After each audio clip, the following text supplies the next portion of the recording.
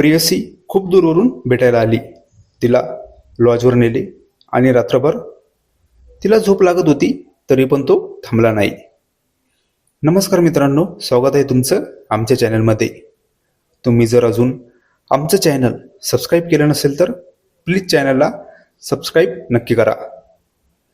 4-5 महिन्याची ओळख, ती पण ऑनलाईन. एका मुलाने तिला फक्त एवढंच बोललं की तू मला आवडते, माझी प्रेयसी होशील का. मुलीने त्याला थोडा वेळ मागितला. नंतर त्यांचं बोलणं सुरू झालं मेसेजवर. 1 महिन्यानंतर मुलीने त्याला होकार दिला. मुलीचं नाव दीपिका आणि मुलगा महेश. दीपिकाचं नर्सिंग झालं होतं आणि ती एका हॉस्पिटलमध्ये नोकरी करत होती. महेश पण चांगला शिकलेला होता. दोघांचं फोनवर बोलणं चालायचं. 4-5 महिन्यानंतर महेशने दीपिकाला भेटायला बोलवलं होतं. अगोदर तर दीपिका त्याला नाही म्हणाली होती, पण नंतर ती भेटायला तयार झाली होती. दीपिका खूप दूर राहत होती. तिला महेशला भेटायचं यायला म्हटलं तर 6-7 तास प्रवास करावा लागणार होता. तरी पण ती भेटायला आली होती. 2 दिवसासाठी दीपिका महेशला भेटायला आली होती. तिला फिरायला आवडत होतं आणि ती महेशला तसं बोलली की मला फिरायला घेऊन चल. महेश तिला फिरायला घेऊन गेला होता. रात्री त्यांना कुठेतरी थांबावं लागणार होतं. महेश तर दीपिकाला लॉजवर घेऊन गेला होता.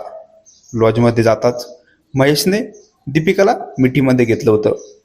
दीपिका त्याला म्हणाली, आपण दूरच राहूया थोडं. महेश दीपिकाला म्हणाला, तू माझी प्रेयसी आहे, मी तुझ्यापासून दूर कसा राहू.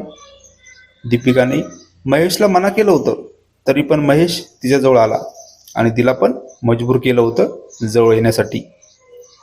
दीपिका आणि महेश आता एवढे जवळ आले होते की दीपिका खूप दूरवरून त्यांना भेटायला आली होती आणि एवढा प्रवास करून ती दमली होती. तिला खूप झोप यायला लागली होती. महेश तर तिच्यासोबत तिला झोप लागत होती, तरी पण महेश थांबला नाही. तो तर तिला थोडं पण दूर जाऊ देत नव्हता आणि तो रात्रभर तिच्या जवळच. दीपिका दुसऱ्या दिवशी काही बहाणा करून निघून गेली होती. नंतर ती महेशसोबत बोलत तर होती, पण त्याला भेटायला कधीच जात नव्हती.